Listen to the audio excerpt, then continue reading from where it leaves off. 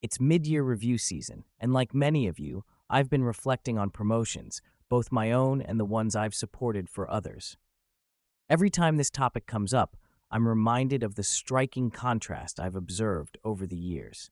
How people advocate for themselves when a promotion is on the line. There's one moment I'll never forget. It was years ago. Someone I knew was fast-tracked to senior management, and it wasn't by accident. Every quarter, he meticulously documented his work. Screenshots, customer feedback, emails from senior stakeholders. He collected them all in a file, and by the end of the year, he wasn't just preparing for promotion season, he was preparing his case like a strategist. Before the formal review even happened, he had already made his rounds, one-on-ones with senior leaders, walking them through his accomplishments, reminding them of results they had seen. Nothing flashy, just consistent visibility. I remember some of our peers called it bragging, but when the promotion case was presented, he walked in with presence, clarity, and confidence. Everyone in the room nodded because they had already heard the story, his story. And when it came time to vote, it was a no-brainer. He moved forward. Now compare that to another person. Same tenure, similar impact, equally critical projects, but quieter, less visible. When they stepped in to present their achievements, the message was soft-spoken, hesitant. The content was good, but the confidence didn't match. The senior leaders around the table didn't nod because they hadn't heard the story before. They were hearing it for the first time. And guess which promotion moved forward? This experience has stayed with me, especially as an introverted leader. Because for us, visibility doesn't come naturally. We often believe that good work speaks for itself, that if we just keep delivering, someone will notice. But here's the truth. In many cases, they won't notice unless you make it visible. It's not about becoming someone you're not.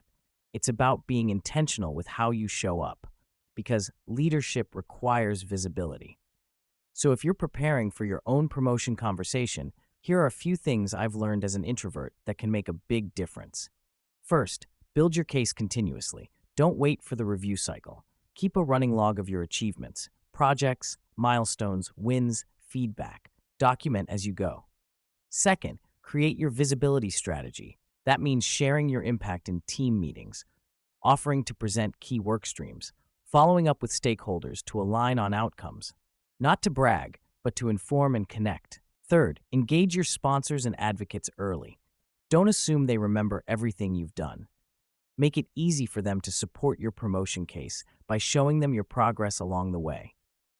And finally, practice telling your story. Not just what you did, but how it created impact. Practice until it feels natural. You don't have to be loud, you just have to be clear. As introverts, we're often deep thinkers and quiet doers. But when it comes to promotions, you need to own your narrative. You can't outsource it. You have to step forward and say, here's what I've done, here's the impact I've made, and here's where I'm ready to go next. So if this is your moment, be ready. Not just with your results, but with your voice. And if this story resonated with you, here are a few ways to keep building momentum. Subscribe to the Introverted Leadership newsletter right here on LinkedIn, or tune into our podcast on YouTube for weekly stories like this one. If you're looking for practical strategies to grow your confidence as a leader, download the Introvert Leaders Toolkit, 5 Strategies to Lead with Confidence on projectscenarios.com. And if you ever find yourself stuck in a decision or need a sounding board, check out the Introvert's 4C decision-making framework, available now on Kindle. Let's keep growing, quietly, confidently, and intentionally. And as always, I'd love to hear from you. DM me and share your story.